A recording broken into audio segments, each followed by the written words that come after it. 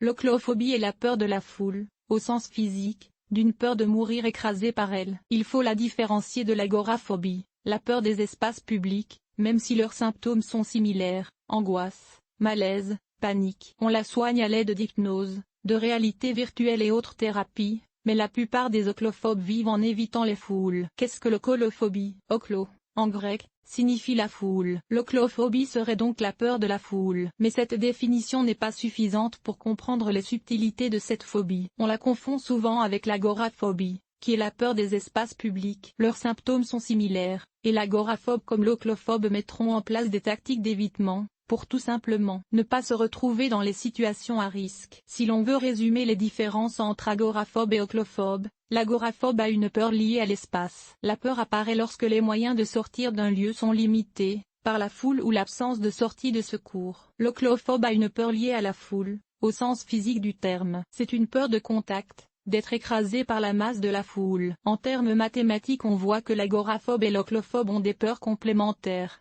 Les causes de l'apparition d'une phobie sont extrêmement complexes et intimement liées à la personne. En général, cette dernière ne saurait pas expliquer comme sa phobie a pris forme, mais constate simplement qu'elle est présente et qu'il lui faut vivre avec. Les causes peuvent ainsi varier d'un traumatisme d'enfance ou adulte, comme une victime d'attentat, à une peur apparue sans raison. Un dialogue avec un psychologue peut aider à mieux comprendre cette origine. L'oclophobe se rend compte de lui-même de sa peur, étant le premier à la ressentir sous toute sa puissance. Afin de confirmer son ressenti, il pourra en discuter avec un psychologue, capable de soulager sa peur, apporter des solutions pour vivre avec ou même s'en débarrasser par des thérapies comportementales. Comme toute phobie, on retrouve un peu de tous les profils de personnalité. Situations traumatisantes, vécues dans l'enfance, ou adulte, on pense aux victimes d'attentats par exemple, où leur peur de la foule se retrouve concrète. Les symptômes de l'oclophobie: angoisse, accélération du rythme cardiaque, attaque de panique, peur de mourir,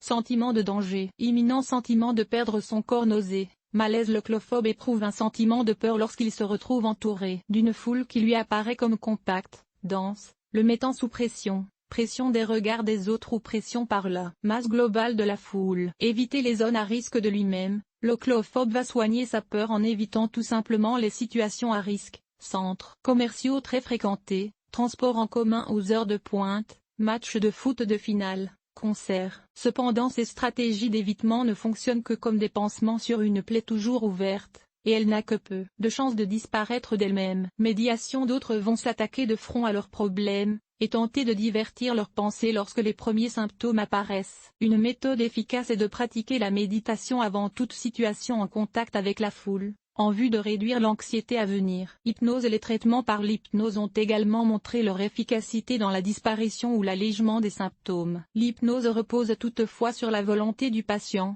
N'y allez donc pas si vous n'y accordez aucun crédit. Réalité virtuelle: à l'aide de casques de réalité virtuelle, surtout ceux réellement immersifs, comme le Vive, Oculus Rift, ou casque Microsoft, le patient s'immerge totalement dans un univers fictif. Ces traitements peuvent aider à se confronter à nos phobies, en les simulant. Étant donné que rien n'est réel, le patient peut stopper l'expérience à tout moment, ce qui le rassure et l'aide à avancer. Dans le cas de l'oclophobie, on peut simuler une foule de plus en plus dense, se positionner où l'on veut, voler au-dessus d'elle, devenir géant comme minuscule. Ces traitements doivent être accompagnés d'un thérapeute qui accompagne et établit un programme sur mesure pour son patient. Prévenir l'oclophobie: comme toute phobie, il est inutile d'essayer d'éviter de le devenir. On le devient au cours de sa vie, parfois sans raison valable.